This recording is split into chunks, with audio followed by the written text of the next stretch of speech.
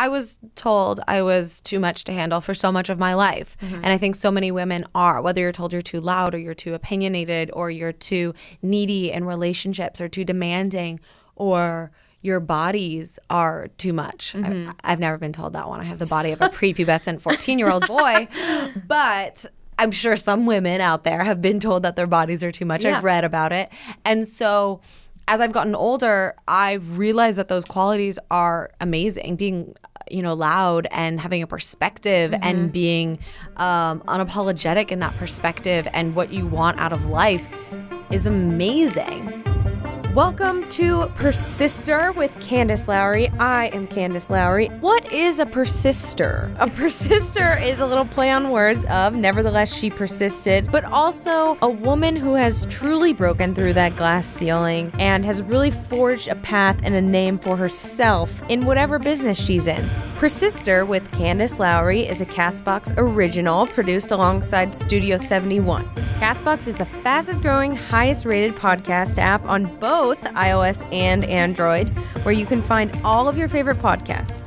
You can listen to Persister with Candace Lowry wherever you get your podcasts, but I hope you'll give CastBox a shot because I think it's the best.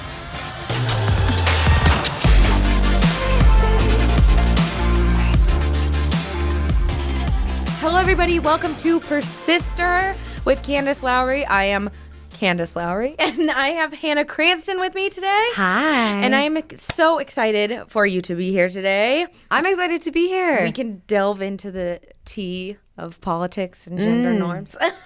Sipping it already. You are a host, a podcaster, an overall, I feel like, very intelligent lady when it comes to politics and issues. Oh, I thank you. So, could you just follow me around and just sort of like give that intro? That would be great. just in the have grocery me on. store, the checker, like she's a host. Yeah. But welcome. Thank you. Thank you so much for having me. I'm so excited to be here and to meet you. Yeah. I'm excited. So you were born and raised in LA, right? I was. That is very rare. I know. I'm quite a little bit of a unicorn. Yeah.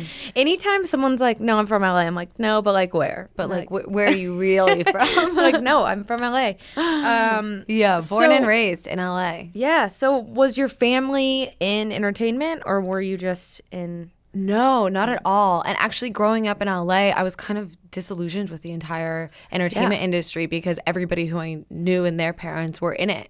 And so I was like, no, I'm not going to go into the entertainment industry. And then lo and behold, here I am. But I actually went to Duke and I went into school pre-med. Oh my God. Yeah. And I thought I was going to be a bio major and live that life. Clearly that didn't happen. Yeah, so what? My poor Jewish parents. Yeah, I was about to say, usually, I was talking just to someone else. I'm like, when you decide to go the entertainment route, there's one of two options that your parents have, which is like either to disown you and freak out and be like, oh my God, no, or be super supportive of it. I think they're supportive, but I think it worked out well because my sister is in medical school now, so they have like one golden child, and I'd be like, we did it half right, 50-50. So what made you make that transition at Duke to be like, oh boy, this is actually not what I want to do? So I shifted after my first semester at Duke. I realized that science wasn't for me. Honestly, the reason I realized that was because I was really humbled with the intelligence of the people around me, and I got a B in chemistry, and I could not handle it. Like, I couldn't deal with it. So I was like, I need to switch careers. I need to go to a different path. So I ended up studying psychology, economics, and business. I thought I was going to go into marketing and advertising and that whole world. And I graduated with those degrees, and I graduated with some offers in marketing. And then I realized, wait, am I really passionate about this? Is this something that I really love and want to spend the rest of my life doing? Because I think for so many of us, we go through life with blinders on, and we're like, okay, here's the next step, and here's the next step, and here's the next step.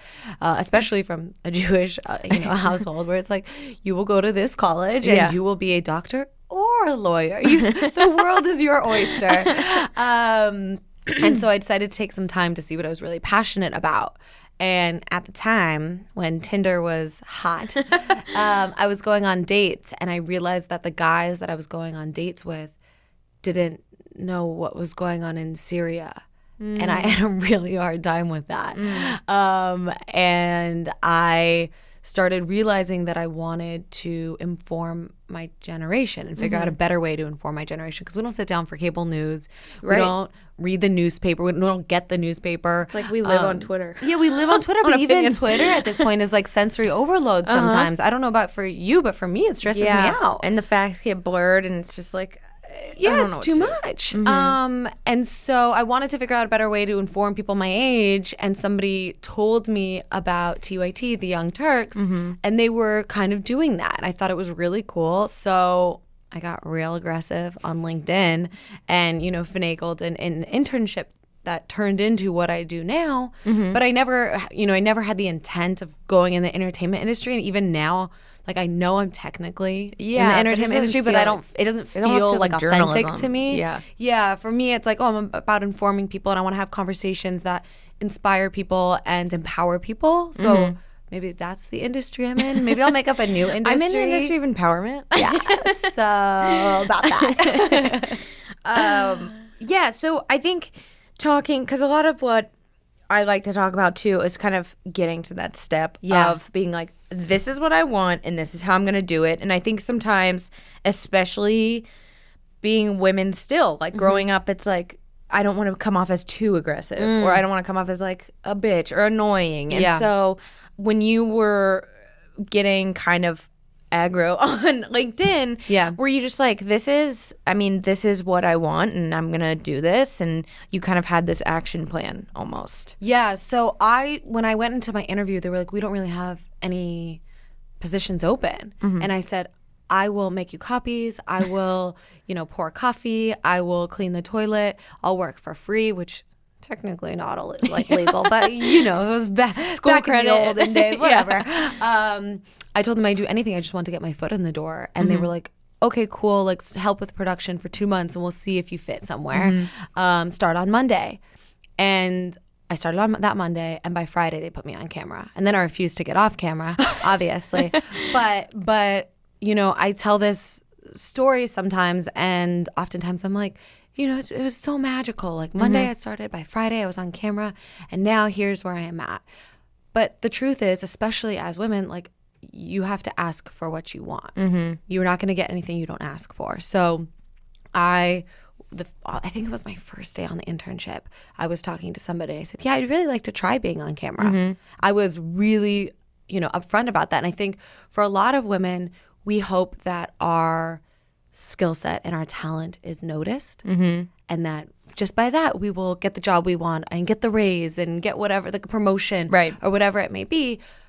But like I said before, people have blinders on. They're not paying attention to what you're doing, and they're not going to see that spotlight on you. Right. And so you kind of have to, I say ask for it, but you kind of have to demand it too. And I think that's uncomfortable for a lot of women, but I think it's super necessary to get to where we want to be in life. And like, spoiler alert, the guy next to you is doing it, but women are socialized not to. So ask for what you want. Yeah, exactly. And everywhere, in your career, in your relationships, in life, at the grocery store, ask for what you want and get what you want. And then if a guy, like, honestly, all the people that I was dating when I was going through my Bumble phase. Bumble versus. What a time to be alive. It was like they were almost not offended, but weirded out by the fact that I was very career driven. And I think, especially growing up in the South, a lot of my friends, not that there's anything wrong with it, but a lot of my friends wanted to get a husband, get married, and be a stay-at-home mom. Yeah. And that's just not what I wanted. And I think that even going on dates and stuff, when people see that, they're like almost intimidated by it, which I kind of like. But at the same time, it's like, I'm not intimidated by guys, saying that they're career driven. You know what I mean? And it's just, I think it's important to remember that you're not intimidating. They're just intimidated. Yeah. And I think that, like, we have to go for what we want. And there's nothing wrong. Like, I want to get married. I want to have kids. I want to spend a lot of time with my kids, but I also want to crush my career. Yeah. And it's okay to want all those things and be upfront. I think being upfront about that, especially with guys, like on the first date, I'm like, are you a feminist? Here's what I want out of life. Like, either you're on board with me or not. You gotta be efficient. Ain't nobody got time to waste. Yeah, I know. I'm like, I have too many things going on. Yeah. Wasting this time. But so talking about the first time that you were on camera, was it very nerve-wracking for you, or was it like, this is what I want to be doing? I was so nervous before leading up to that date. And then once I was on camera and I had the lights on me and I was talking about things that I was passionate about, I was like, oh, this is what I'm going to do forever. Like, this is For it. the rest of my life. Yeah. I have found it. Here it is. Sign me up. And even now, I don't get nervous that often. I think there's things that I prep for more, and there's things that I'm like, okay, I need to do more work on myself or my technique so that I'm better at.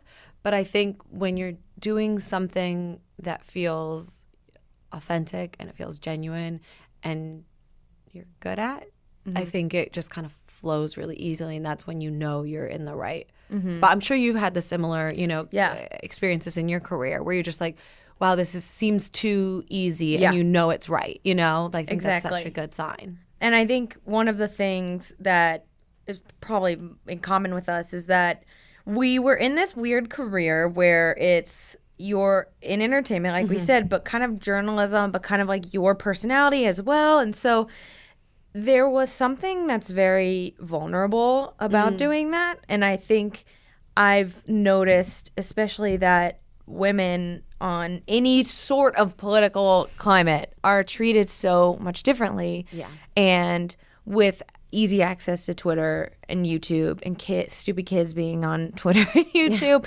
did you was there a moment where you started to see that people were kind of trolling you once you were on camera? Day one.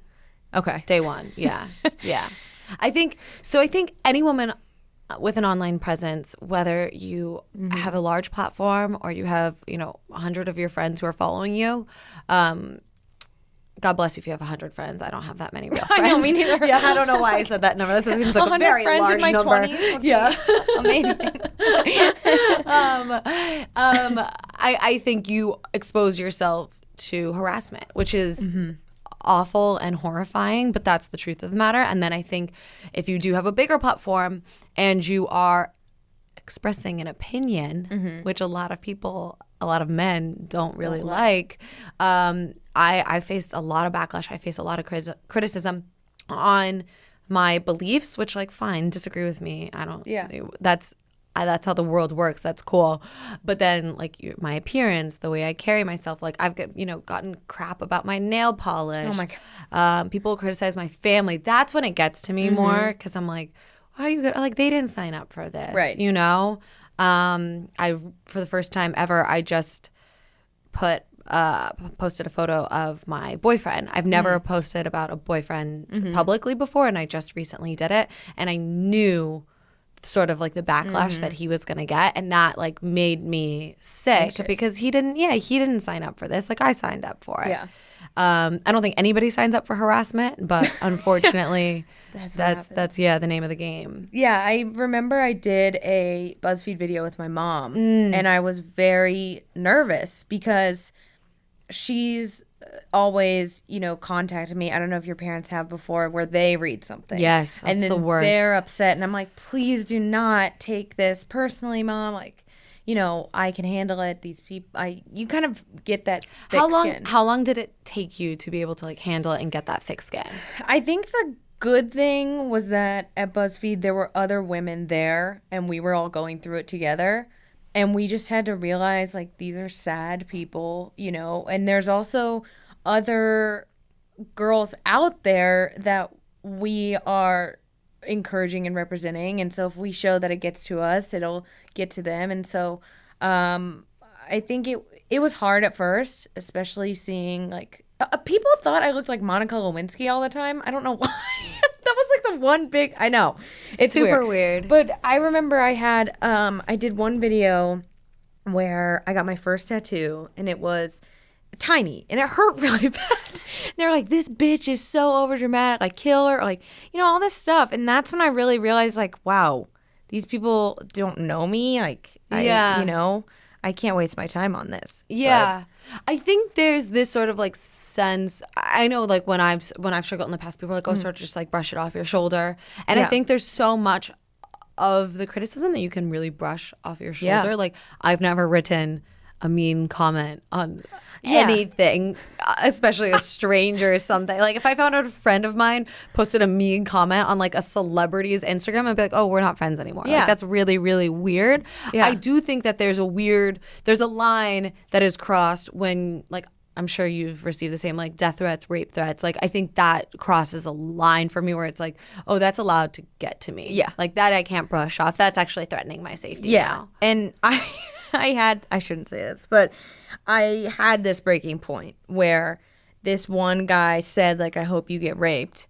And I found his profile and, like, his first and last name, contacted his mom on Facebook on like a private God message. bless you, girl. And I was like, this guy, like, your son is harassing me and possibly other women.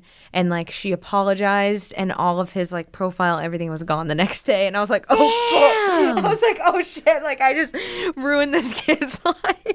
But he needed it. He needed a little slap on the wrist. But damn. But that's That's the only time I've done sleuth that. move. I know, I'm like Facebook stalking this 14-year-old kid, but Do you find like the people that give you criticism are mostly young boys, or I find boys and also women, a lot of women hurting other women. really?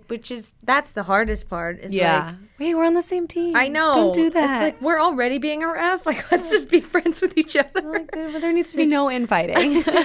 But yeah, I think I want to talk more about how, like, what your advice is for other women that are going through this or that feel apprehensive about being in front of a digital audience, because they know that in the back of their mind there's always going to be someone that wants to emotionally hurt them. And so I think that we're going to take a quick break and then get into that and more of your podcast. As you know, I'm not married, but I want to be eventually in my life. And I think that I will probably use Zola.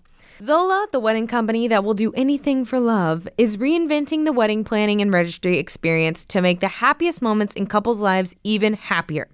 From engagement to wedding and decorating your first home, Zola is there combining compassionate customer service with modern tools and technology, all in the service of love.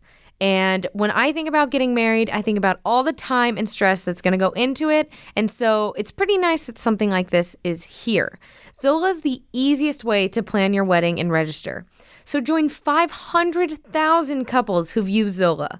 It takes the stress out of wedding planning with free wedding websites, your dream wedding registry, affordable save the dates and invitations, and easy-to-use planning tools. You can conveniently manage everything online and in one place, which saves so much time for couples.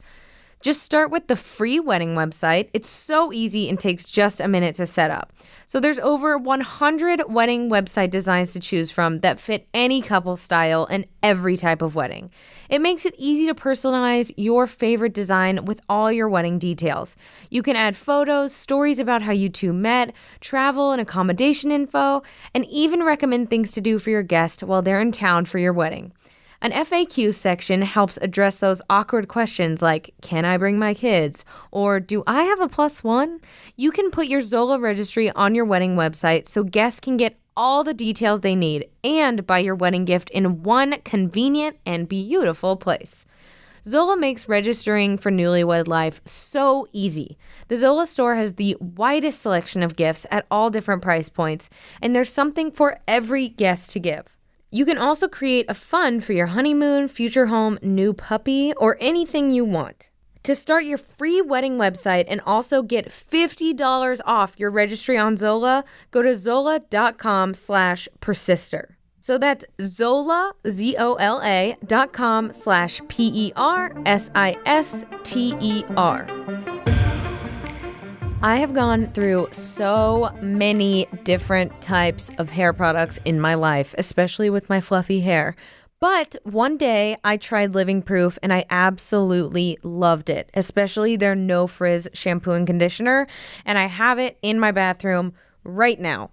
So Living Proof approaches the toughest beauty challenges with technology from MIT scientists. So no wonder why it worked. And you know you're dealing with science, not just marketing gimmicks. From frizz to damage to fullness, Living Proof products do exactly what they claim to do without using silicones, parabens, phthalates, or animal testing. Like their award-winning dry shampoo that actually cleans your hair. Unlike other dry shampoos on the market, Living Proof doesn't just mask oil, sweat, and odors, but removes them completely, leaving your hair looking clean, fresh, and ready to take on the day. So let me tell you a little bit about my experience. I have very puffy hair. I grew up in a hot, humid environment, and I never found anything that really just made my hair feel good without feeling weighted down. And that's why I really liked the Living Proof No Frizz shampoo and conditioner. And I also use the spray after I'm done to help with humidity and rain and anything like that.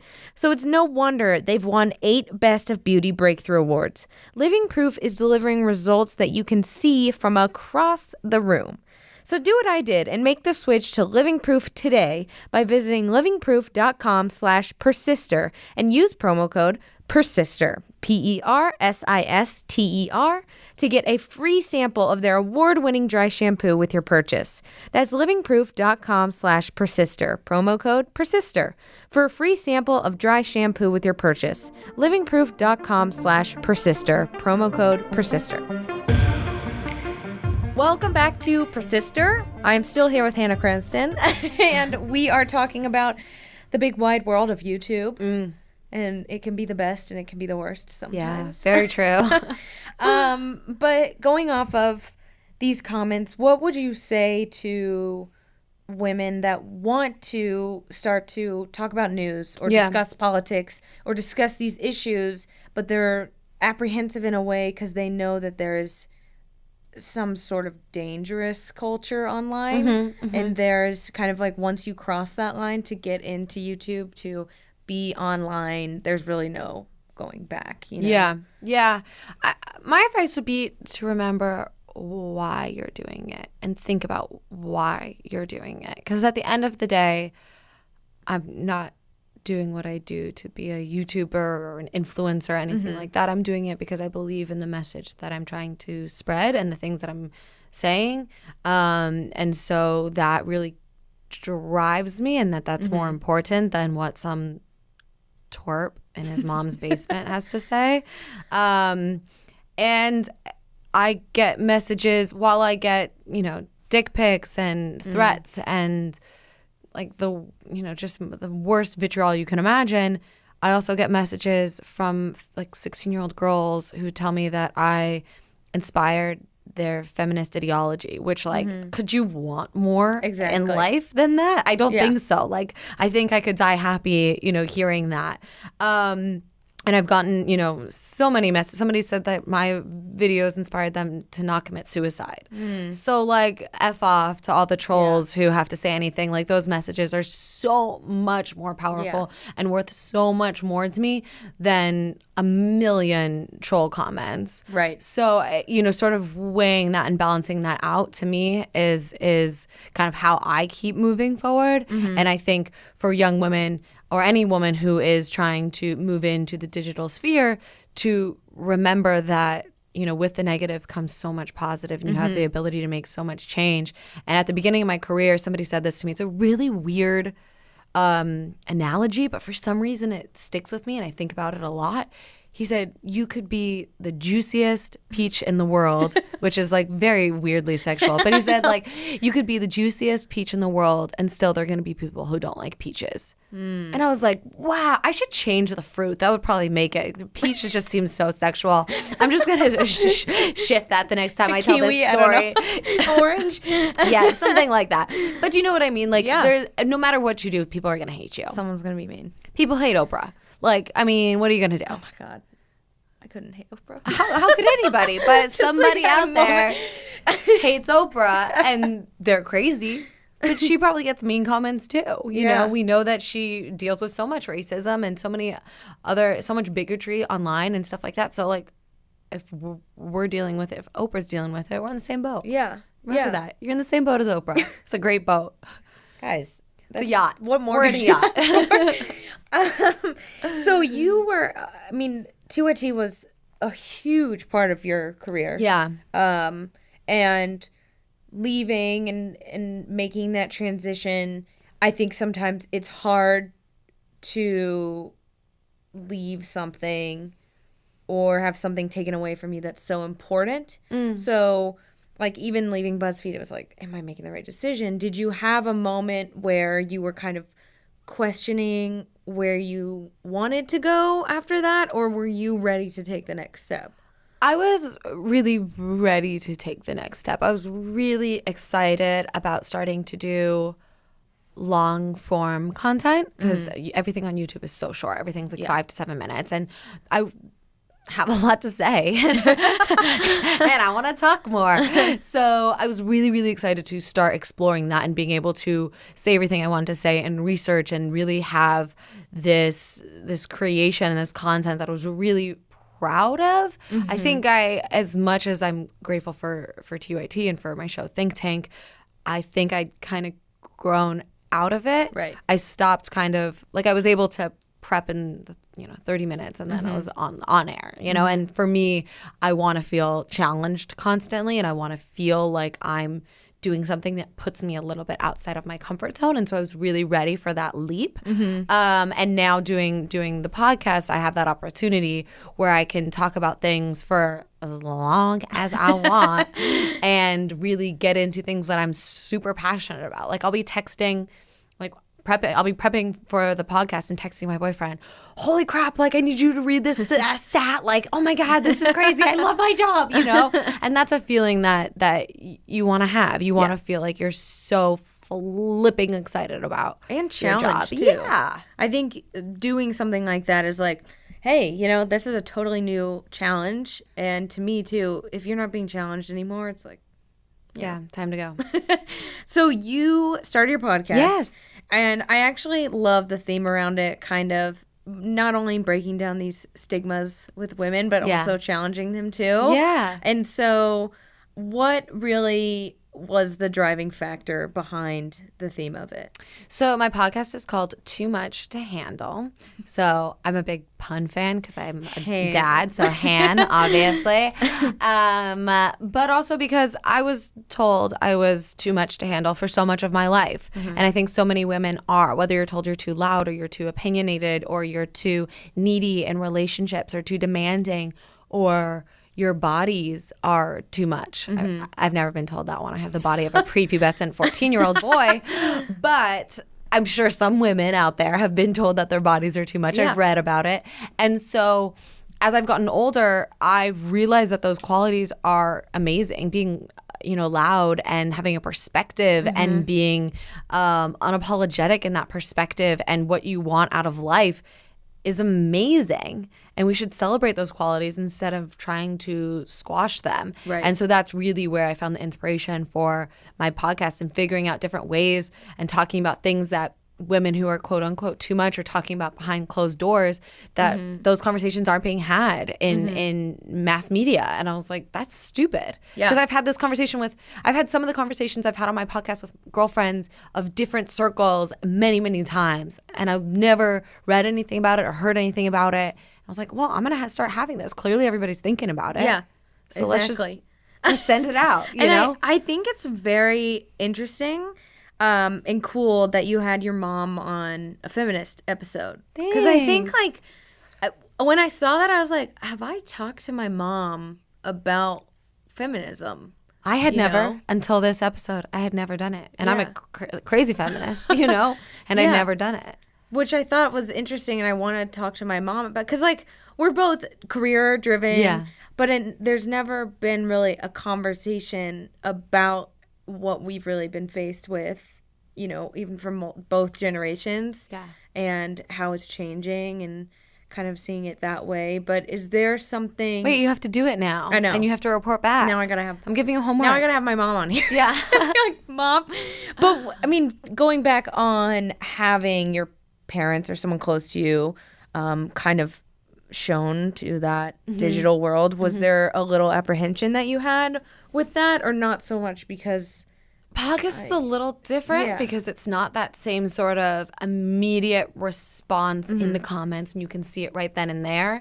I think my mom was maybe a little nervous because she's seen, like, I try not to read the comments for the most part at this point in my career, but my mom, I think, still looks at them, and I think she was nervous about them being directed at her, but she was a badass and came on and did it anyway, and I think that's sort of the message for women who do want to do that. It's like, do it anyway and get your voice out there, because to let the fear or any fear hold you back from doing something is regrettable. You will regret that. Yeah. And did you ever have a moment where you kind of looked at yourself like and been really discouraged and down about things and just like, I don't know what I'm doing here, you know? Yeah. All Every the flipping time. Yeah, I mean, look, I'm a very confident woman, and I love what I do, and I know what I'm doing and what I want to achieve in this world. But there are mornings all the time I wake up, I'm like, what am I doing with my life? Have I made a huge mistake? Should I go into a regular career? Yeah. Oh my God. You're like, I mean, I think we all feel stifled at some point, where we feel like suffocated with the choices we've made and what we're doing and how we're doing it, of course. I mean, that makes us human. And if you say that you don't feel that way from time to time or every day, you're lying. Yeah. Sorry. I know. Right? Still, I mean, I'm sure the most successful people still, too, are just like, Beyonce's got to wake up some days and be like, am I doing this right? she just looks at Blue and she's like, what am I doing? Yeah. Blue I think everybody has imposter syndrome, you know? Yeah. Like, we all feel like we're all faking it till we make it. I mean, just like your last episode. I know. I'm like, but we are. I know. And she was like, just pretend you know what you're doing. I was like, this is actually great advice. It is. It's so true. It is so true. And I think it's probably nice to have a significant other, too, that is able to be encouraging of you and your growth. And I think, unfortunately, that is hard to find, too.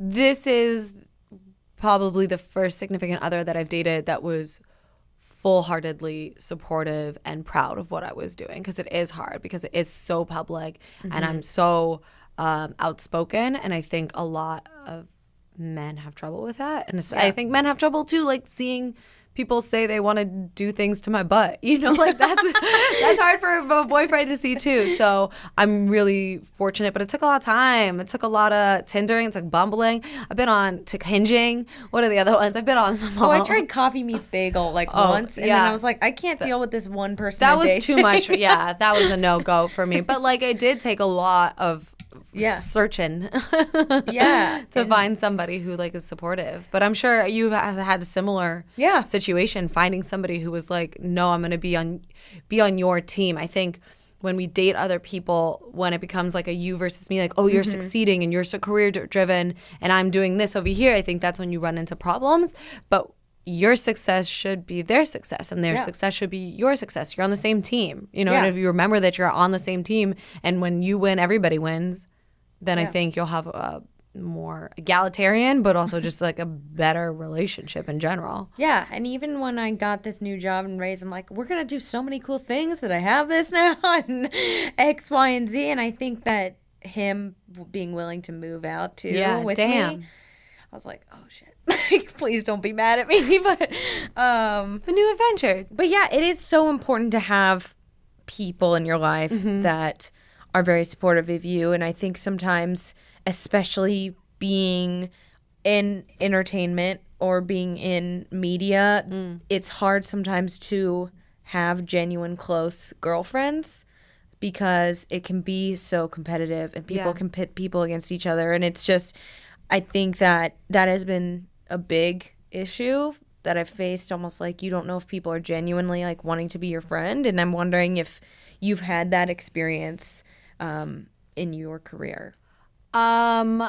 I definitely think that having girlfriends who celebrate your successes, who are also there, of course, during the hard times, but who also celebrate your successes is really important. And it's a really quick filter for girlfriends if they're not down to like build you up, especially when you're doing well. Nah, I don't have time for that. I'm sorry. Because I want to build you up no matter what you're doing. You know what I mean? And I think we need to celebrate each other's successes. Even if you're not friends, I think all women should celebrate each other's successes. Maybe I just like live in my own bubble where I assume that everybody just wants to be my friend because they like me and they don't want anything from me. So I don't know if I've experienced that, but I will say that my closest friends are friends that I've had for a really long time. Yeah. That my closest friends are friends before all of this, you know? And I don't think that means anything. I think I just really value like that close. I'm not a girl who has like a lot of friends in general. I just don't like people. So like I have my small group of girlfriends that I just kind of like, that's my circle. And that's who I've like kind of stuck with. Yeah. And it's important to have that, you know, and I think it's fun too that they come on your podcast. Yeah. You know them. But in terms of looking forward, when you've started this, do you have a goal as of right now where you want to be? You know, for the podcast, you mean? Yeah, just podcast or career in general. I think, you know, kind of being your own boss at this point is new and exciting. Yes, sometimes my boss can be such a bitch, but my goal is to inspire women to live their best and fullest selves. And I think that's within careers, within relationships, with their love for themselves and for their bodies and for how they're moving through this world.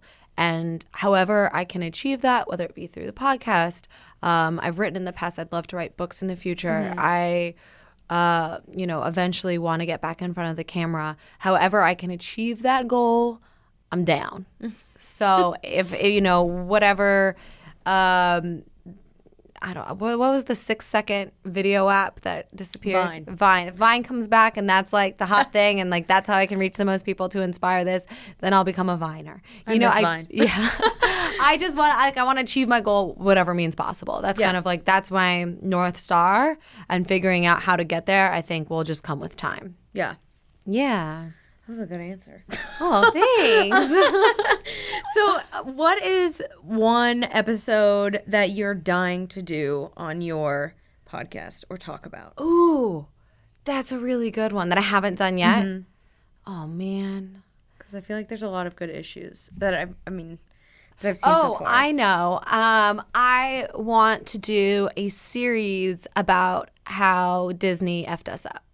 So like with princesses, with different princesses. So each princess, I want to go through each princess and cartoon movies in general. I don't want to exclude Pixar. I don't want to single Disney out. Yeah. But I just think like talking about these sort of weird ideals that have been set out for us. Like I thought as a kid, because I'd seen Cinderella, that I was going to walk into a room and there was going to be a spotlight on me and a man would be like, I want that one. I wish. Yeah, that was a beautiful spotlight on me. You know, like pretty every day. that nice lighting, a little filter. But that your life was determined by who was going to choose you. Well, yeah, exactly. Yeah. And I think women are still like waiting to figure out like who's going to choose them rather than who they're going to choose. And so I think there's different issues like that I know were just perpetuated by Disney princesses that I'd like to squash and debunk, because even The Bachelor, we're watching Cinderella every season. I know, it's so fucked up, but I love it. I know. So bad. I really want to do an episode about why we still love The Bachelor, because it's so hard. There's so many things that I like love and watch that are problematic that like just recognizing and knowing it with the critical eye, I feel like I can still watch it. Yeah. Maybe. It's like Bachelor in Paradise is my guilty pleasure too. Oh, really? It's bad. Yeah, if someone told me to watch Bachelor in Paradise and it's like, have you seen it? I've seen it. I didn't get hooked on it. It's a lot. It's a lot. I like The Bachelorette.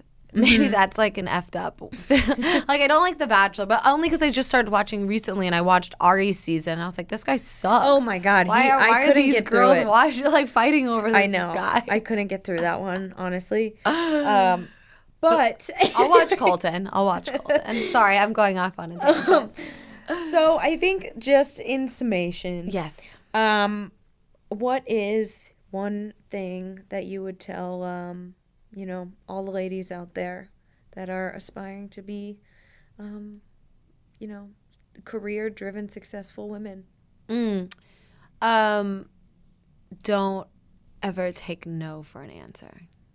So even if, your opportunities are squandered in one place, that doesn't mean they'll be squandered in another. Yeah. And remember that you are a unique and powerful gift to this world, and everybody has a different gift that they're giving, but being authentic about that and figuring out by any means possible how to share that gift with the world is what you need to be doing. Yeah. And you are a badass. That's what I would tell them. Thank you so much for coming on. Thank you for having me. Where can, once again, Too Much to Handle, where can people find you, or where do you want people to find you? My address is. People can find me on Instagram and Twitter at Hannah Cranston, and on Facebook at Hannah Cranston Host. And then obviously I would love for you to listen to my new podcast, Too Much to Handle. You can find it anywhere that podcasts are broadcast. And I would love to hear your thoughts. Cool. Thank you. Thanks for coming on. This was great. This went by so fast. Yay, that was so fun. All right. Should I say goodbye? All right. I'm saying goodbye. All right. We'll see you next time. Bye.